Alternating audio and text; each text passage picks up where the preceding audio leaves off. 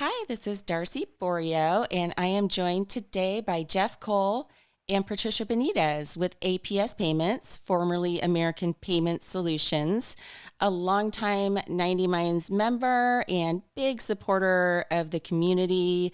Welcome, guys. Tell us a little bit about APS Payments. Thank you, Darcy. We're so excited to be here. But a little bit about APS.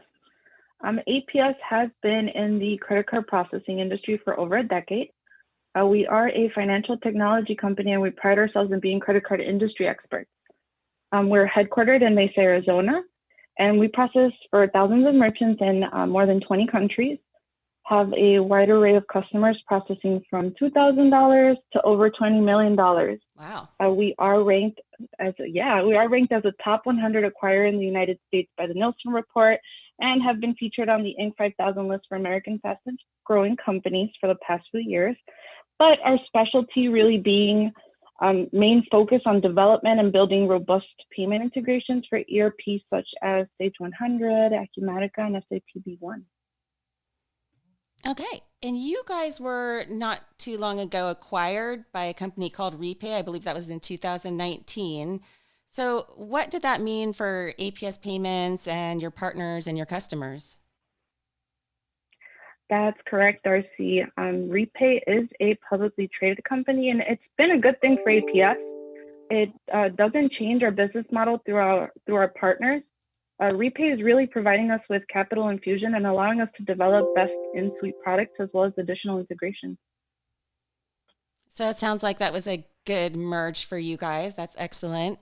So, you'd mentioned a couple of different transaction volume ranges, but what kinds of companies typically benefit the most from partnering with APS Payments? We do work with a wide range of companies from hospitality and retail all the way to ERPs. No company really is too big or small for us. We provide the same level of service for all of our merchants. So I hate to bring this up, but there's a lot of credit card processes out there. I mean, it's a very competitive space. So how do you guys differentiate yourselves from the competition or other credit card processors? Yeah, sure. I'll take that call. This is Jeff Cole. And again, Darcy, thanks for having us. Really appreciate it. One of the differentiators is specifically that we're 100% partner centric. And what that means is we don't have in-house, telemarketers soliciting end users.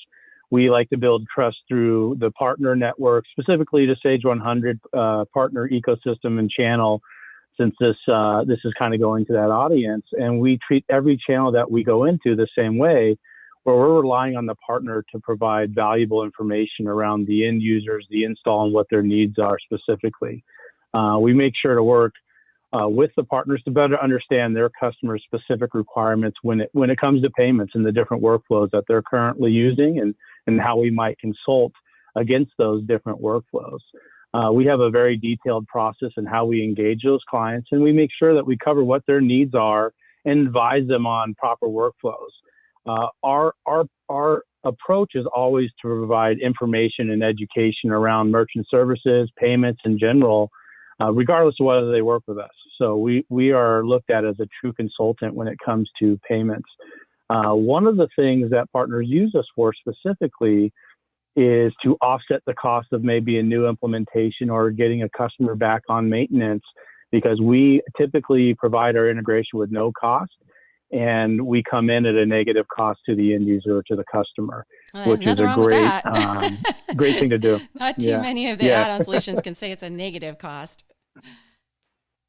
Yeah. Well, I mean, ultimately, if they're already taking credit cards, they have a cost that they're incurring for accepting those credit cards through their current provider. So we like to do an analysis and really determine if we can at least match the rate or hopefully improve it to save them some money, to offset any new products that they might be engaging in, or again, getting on a new platform or a more current version of Sage. So it's great. So I hear you guys talk a lot about level 3 processing. Tell us what that means and how that offering makes you different.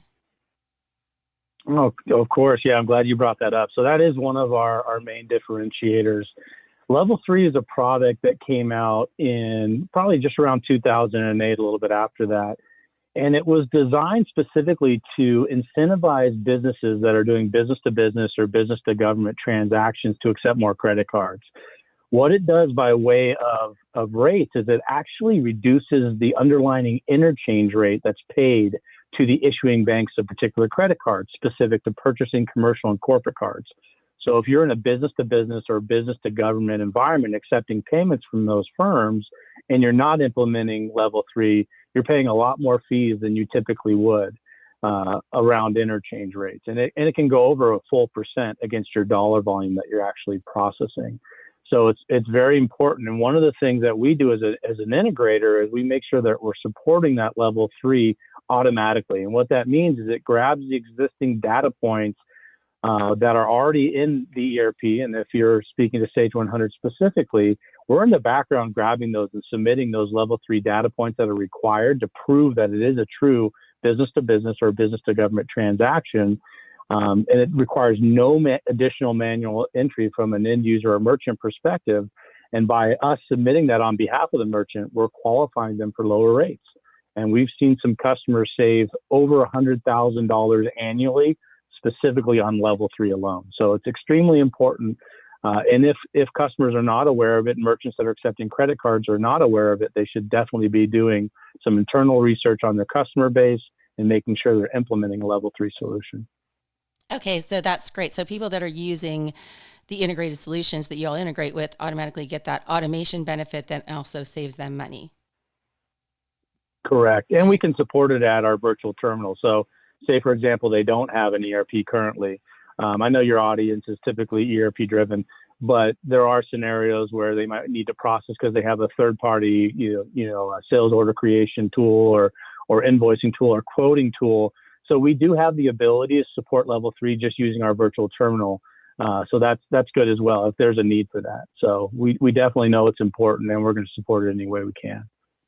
So let's speak specifically to Sage 100 a little bit though. What are the touch points specifically with Sage 100 that you all, where does that come into play? What if sales orders, or where do you actually integrate with? Well, we do facilitate credit card processing in a few modules inside of Sage 100. Clients have the ability to process payments from within sales order entry, invoice data entry, and cash receipts entry. And we also offer a feature called Quick to Pay, which utilizes invoices sent out electronically through paperless office and enables customers to access an invoice with a Pay Now button. Now, by utilizing that Pay Now button, customers can make their payments directly on a secured website on their own. So it's a really nice feature that we've implemented in the past couple of years, and one of our more popular ones. We also offer card present solutions such as credit card terminals with EMV chip technology. Sounds like you're covering all the bases there. But what about, so like not every Sage user is going to take all of their payments directly into Sage. So what if someone needs to collect payments on, for example, their e-commerce site or another part of their process? Well, we do work with over 100 different third-party shopping carts, such as BigCommerce, Magento, WooCommerce, StimCloud, Cloud9 with ROI, just to name a few. We also partner with a lot of ISVs in the Sage 100 community who offer other solutions, such as Starship, iSales, CertaPro, Scanco, ScanForce, Avalara, StimCloud, GoToMyERP, and many, many more. And if I missed anyone, let me be the first to apologize. I think you got most of them. That was quite an extensive list. Yeah, if I can add to that, Darcy, real quick, it's interesting because, Patricia named some of the different ISV providers.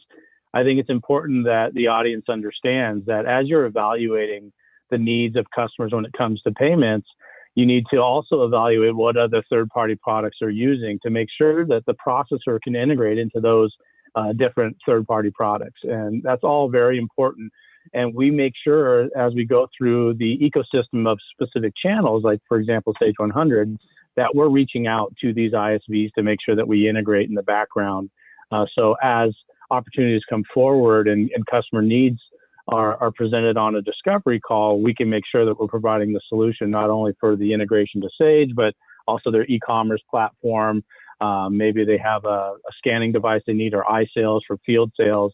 And we've made sure that we're integrating into all those different ISV providers to make sure we're providing all those different solutions that the customer needs ultimately. So it's pretty important that we do that. We continue to do that. All right. Well, then another question that I've been dying to know a little bit more about is security. So I know that a lot of companies have concerns, especially, I mean, it just being in the cloud in general, but especially around having sensitive financial data, credit card data stored in the cloud. So how does APS Payments ensure that customers' payments information is secure? Yeah, that's a great question. It's extremely important, especially in this day and age with fraud and internet, key loggers and different viruses that are out there. One of the things that we make sure we do on every integration that we write is we support a DSS PCI compliant gateway, and all the card data is vaulted on our secure gateway, so nothing is stored locally from a merchant end user perspective. What they see is an actual tokenized credit card. So it references the last four digits, which gives you the ability to reference that card type or with the actual customer that you're running that transaction on behalf of. So it's important that you're using a PCI compliant gateway. And again, no credit card data is stored locally. The only thing stored locally is a tokenized credit card. And again, if that card data was stolen or that token was stolen, it is obsolete at that point. It no longer can be used. The other things, there are some levels of security on our gateway that we also employ, which are address verification, AVS, and this helps to combat potential fraud. We also collect, we have the ability to collect and require CVV, which is that 3-digit code on Visa and MasterCard, and full 4 digits on American Express. And once it's tokenized, now you have the ability to access that card for future transactions, and it's held securely. And as Patricia mentioned earlier, we do deploy EMV chip technology for card present solutions, which is Europay, MasterCard, Visa, and that's that chip that you see on your credit card, and that originates a 4-digit code every time it's used.